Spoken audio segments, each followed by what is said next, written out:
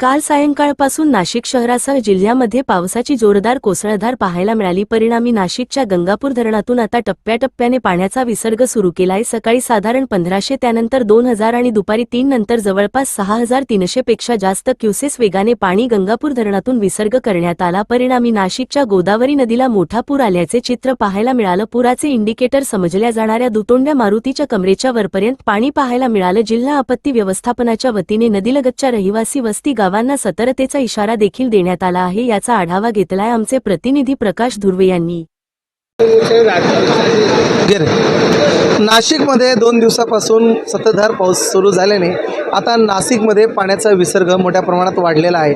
आपण बघू शकतो या ठिकाणी रामकुंड परिसरामध्ये संपूर्ण सिद्धेश्वर मंदिर असेल, दुतोंड्या मारुती असेल, संपूर्ण परिसर हा आपल्याला आता पाण्याखाली दिसून येत आहे। सकाळीच आता गंगापूर धरणातून 2000 क्युसेक्स पाण्याचा विसर्ग सोडण्यात आला। असा एकूण 6300 क्युसेक्स पाण्याचा विसर्ग सोडण्यात आलेला आहे। या ठिकाणी आपण बघू शकतो की जे शेजारी जे नदीच्या आसपास जे टपरीधारक असेल, प्रशासनाकडून टपरीधारकांना टपरी काढण्याचे आदेश देखील देण्यात आलेले आपण ठिकाणी बघू शकतो। या ठिकाणी जे मुलं आहेत ते संपूर्ण रामकुंड परिसरात राहणारे व्यक्ती आहेत आणि यांच्या माध्यमातून जे टपरीधारक आहेत त्यांना मदत म्हणून या ठिकाणी टपरी काढण्याचा देखील अशीच जर परिस्थिती पुन्हा राहिली तर पुन्हा पाण्याचा विसर्ग हा मोठ्या प्रमाणात वाढू शकतो। मराठी न्यूज 24 नाशिक प्रतिनिधी प्रकाश धुर्वे।